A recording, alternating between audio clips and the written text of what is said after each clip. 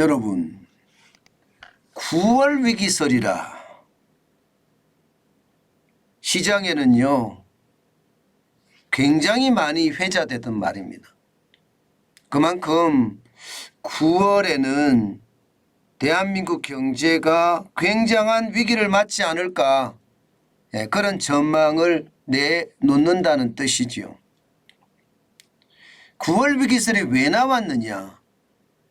쉽게 말하면 한꺼번에 몰리는 그런 지점이 9월이라는 거예요.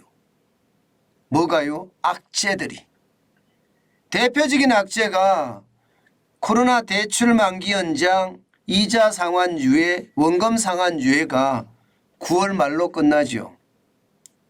그러니까 규모도 크지만 9월 말에 만기가 완료가 되니까 이게 지금 현재 말입니다. 가계부채나 또 부동산 프로젝트 파이낸싱 대출이나 여기에다가 소비의 어떤 침체까지 맞물리면 9월에 뻥 하고 터진다는 게 지금 시장의 이야기거든요. 실제로도 말입니다. 그럴 가능성도 굉장히 높습니다. 우리 경제가 침체의 길을 걷고 있거든요. 경제가 좀 살아난다 그러면요, 부채에 대한 게 부담이 안 됩니다. 벌어서 이자를 갚으면 되니까. 그런데 벌지 못하면 그 충격이 굉장히 클 수가 있거든요. 그 때문에 9월 위기설이 계속 고개를 드는 겁니다. 이와 관련해서 말입니다. 정부도 굉장히 답답했나 봐요. 이러다가 경제는 심리라고 했는데 말 때문에 진짜 위기가 터지는 것은 아닌가. 그래서 금융위원회가 스스로 기자간담회를 자청을 했습니다. 이게 잘못된 뉴스나 가짜 뉴스가 이게 퍼지면 안 되니까요.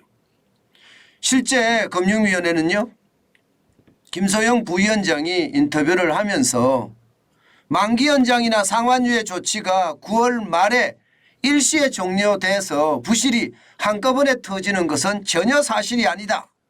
이렇게 콱 목을 박았습니다. 쉽게 말하면 위기가 안 온다는 거예요. 그리고 한꺼번에 터지지도 않을 거고요. 그렇기 때문에 너무 걱정할 필요는 없다 하는 게 정부의 공식적인 설명입니다. 그렇지만 말입니다. 시장은요 그래도 걱정을 하고 있습니다. 왜냐하면 말입니다. 코로나 대출 만기 연장, 제가 땡땡땡 대출 폭발한다고 했는데 그 땡땡땡 대출이 코로나 대출입니다. 이 코로나 대출이 만기 연장이나 상환 유예 잔액이 말입니다. 2022년 9월 말에 100조 1000억 원이었는데 2023년 3월 말에는 85조 3천억 원이다. 14.8%가 줄었다. 전체액도 말입니다. 14조 8천억까지 줄었으니 걱정할 거 없는 것 아니냐. 이렇게 지금 이야기를 하고 있는 겁니다. 그렇지만 여러분, 주는 속도가 굉장히 더디죠. 지금 작년 9월 말이고요. 올 3월 말이면 적어도 말입니다. 6개월이 지났는데 대출 만기 연장이나 상환 유예 잔액이 그렇게 크게 변화됐다고는 생각하지 않습니다. 게다가 말입니다. 이 코로나 만기 연장 상환 유예 금액이 발표하는 곳마다 상황이 다릅니다. 어떤 곳은 말입니다. 120조가 넘는다는 데도 있고요. 또 어떤 곳에서는 133조 3천억까지 된다는 데도 있을 정도거든요. 다시 말해서 통계가 왔다 갔다 하는 것도 사실이거든요. 그렇기 때문에 이게 어디까지가 부실이고 어디까지가 부실이 아닌지 사실 알기가 쉽지는 않습니다. 금융위원회가 발표하는 거 아무래도 대표적으로 금융당국이라고 이야기할 때는 금융위원회와 금융감독원을 이야기하는 거거든요. 그러면 신뢰할 만한 지표라고 가정을 했을 때 줄어드는 속도가 이게 빠르지 않지요. 예, 이것은 말입니다. 현재 바닥에서 경기가 침체되고 있다는 이야기예요. 이게 줄어드는 속도가 빨라지면 이게 만기연장 나 이제 그만할래. 만기연장은 계속 내가 하지만 이자 갚겠어. 이러면 이제 해소가 되는 거거든요. 그런데 이자나 원금도 지금 갚지 않는다는 그런 이야기잖아요. 원금을 갚기 시작하면 괜찮은데 원금을 갚기 시작하기가 굉장히 어렵다는 뜻입니다. 그래서 9월 위기설이라는 게 계속 놔두는 거거든요. 이게 잠잠하다 싶으면 또 고개를 들고 잠잠하다 싶으면 또 고개를 드는 것이 9월 위기설이거든요. 그 정도로 말입니다. 시장에는요. 9월에 진짜 위기가 올 수도 있어. 이런 이야기를 한다는 뜻입니다. 금융위원회는 굉장히 답답했을 거예요. 대출 만기 연장을 세부적으로 한번 쭉 나눠서 또 설명을 했습니다. 왜 어떻게 설명을 했느냐. 만기 연장 금액은 78조 8천억 원이다. 차주 수가 37만 5천 명이고 그런데 이거 2025년까지 2025년 9월까지 분할 상환하기로 했다. 아니 이게 2023년 9월에 다 갚는 것도 아닌데 왜 자꾸 9월 위기설이 나도는지 모르겠다. 이렇게 이야기하고 있고요. 원금 상환 유예 금액도 5조 2천억 원 정도 되는데요. 이거는 2028년 9월까지 연장을 시켰고 연장을 시키는 것과 동시에 차주가 갚을 수 있는 힘이 어디까지 있는지를 보고 상황을 판단했다. 그렇기 때문에 걱정할 것 없자. 이렇게 이야기하거든요. 이자 상환 유예도 1조 3천억 정도 되는데 똑같이 이야기를 하고 있고요. 차주 수도 많이 줄었다 이거예요. 옛날보다는. 지금 차주 수 전체가 38만 8천 명이니까 46만 명에 비하면 엄청나게 줄은 것 아니냐. 그래서 너무 걱정 안 해도 된다. 이렇게 계속해서 이야기하는 것. 이것은 어쩌면요. 금융위원회가 굉장히 불안감을 느낀 거예요. 이게 우리가 복합위기라고 이야기하면서요. 회색 코뿔소가 저기 있다는 이야기가 계속 나오고 있고요. 블랙스완이 퉁퉁퉁 터지는 것도 지금 일반적이거든요. 이런 것을 전체 감안을 해보면요. 어디서 어떤 악재가 터질지 모르기 때문에 아마 금융위원회도요. 거기에 대한 불안감을 잠재우고자 이게 실제 기자회견을 했는지도 모르겠습니다. 사실 말입니다, 여러분. 사실 지금 금융시장에 가보면요. 위험 요소가 굉장히 많습니다. 당장 말입니다. 국내 은행의 원화대출 연체율을 보면 여러분 지금 2월까지 0.36이에요. 이게 일반적인 데드라인이라고 이야기하는 그 숫자는 0.4에서 0.5인데 0.4에서 0.5를 이제 지척에 두고 있습니다. 여기에다가 코로나 대출에 대한 상환 압박까지 만약에 가해지면 이 0.36은 데드라인인 0.4나 0.5를 확실하게 넘을 가능성이 크죠. 일시에 몰리지 않는다고 하더라도요. 85조 3천억 원이 일시에 몰리지 않는다고 하더라도 일정 금액 이상이면요. 원화대출 연체율이 되게 크게 만들 수가 있고요. 그 연체율의 어떤 상황은 은행의 부실로 이어지는 것 분명히 눈에 보입니다.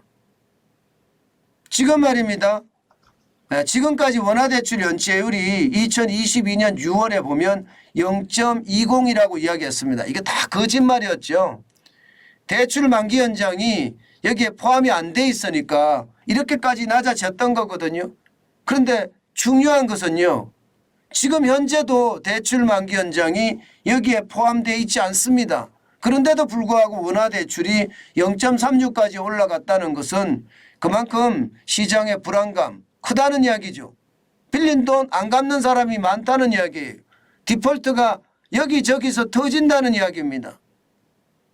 그렇기 때문에 9월 위기설이 이게 잠잠해지지 않는 거예요. 원화대출의 연체율이 계속 늘어나고 있고 실제로 0.36이라는 숫자는요. 2020년 3월 달에 보면 0.39입니다. 그때까지 갔으니까 이게 충격이라는 말을 당연히 시장에서는 나올 수밖에 없지 않겠느냐 이렇게 예상을 하는 겁니다. 여기에다가 여러분 이금융권으로 가보면 그 상황은 더 심각해지거든요. 실제 저축은행의 연체율 추이를 보면 2023년입니다. 지금 5.1%까지 왔습니다. 5.1%. 지금 이 5.1%라는 숫자는 여러분 2016년 5.8% 이후로 최고치입니다. 2021년에 2.51%였거든요. 여기에 거의 2배가 돼버렸습니다. 2배. 2배가 됐으니까 시장의 위험은 그만큼 크다는 이야기죠. 다시 말해서 말입니다. 국내 은행의 원화대출 연체율도 굉장히 많이 높아지고 있는 상태, 이금융권 중에 저축은행의 연체율은 5.1%까지 올라가고 있는 상태. 그러면 이게 말입니다. 뭐 한꺼번에 갚으라고 하든 한꺼번에 갚지 않으라고 하든 코로나 대출의 만기 연장과 상환유예하고 맞물린다면 이것은 더 커질 수도 있고요. 거기에 대한 충격파가 더 시장에 나올 수도 있습니다. 그렇기 때문에 두려워하는 거예요. 그렇기 때문에. 그중에서도 말입니다. 자영업자들의 부채는 심각하다고 이야기하잖아요. 지금 2022년 4월이 아니고 4분기 말 기준으로 보면 12월 말이죠. 1019조 8천억 원입니다. 1000조가 넘어섰습니다. 자영업자들 부채를 못 이긴다는 뜻이에요. 제가 앞서도 말씀드렸다시피 벌어서 이자라도 갚을 수 있으면 되는데 이자를 못 갚는 그런 자영업자 굉장히 많다는 거예요. 가계도 많아지고요. 가계부채까지 따지면 지금 위기설은 더 신빙성을 더해갈 수밖에 없지요. 지금 현재까지는요. 정부가 아니라고 하지만 확실한 그에 대한 보정이 없으면요. 이 위기의 어떤 진앙은 이게 안 없어질 것 같아요. 그래서 더 두렵다 이런 생각을 많이 합니다. 그만큼 말입니다. 가계부채도 위험한데 자영업자 부채가 워낙 많아서 연체가 심각하게 되고요. 여기에 대한 충격이 이금융권에서부터 시작해서 전 금융권으로 확산될까 두렵다 이렇게 이야기하고 있는 겁니다. 저는 지금 제일 중요한 것은요. 다 필요 없습니다. 현장 경기가 돌아가게 하는 겁니다. 그래서 소상공인, 자영업자, 중소기업 여기가 영업을 해서 말입니다. 이자를 갚도록 해야 돼요. 이자를 갚을 수 있어야 돼요. 이게 굉장히 중요합니다. 만약에 이 부분이 제대로 정책적 배려가 나타나지 않는다면 다시 말해서 지금처럼 계속 현장 경기가 죽을 쓴다면요. 결국 말입니다. 9월 위기설은 진짜가 될 수도 있다는 것. 우리는 한 번쯤 다시 생각해 봐야 합니다. 정부도 아니라고 진화에 나섰지만 그래도 워낙 부채가 많아서 두렵다는 이야기가 되는 겁니다. 부실 터질 일 없다 이렇게 단순하게 넘어가는 것만 시장 전체를 안심시키기에는요 쉽지 않다. 그 말씀 다시 한번 올립니다. 그만큼 위험하다는 이야기겠죠. 그렇기 때문에 조심하는 거 잊지 마시라 그 뜻입니다.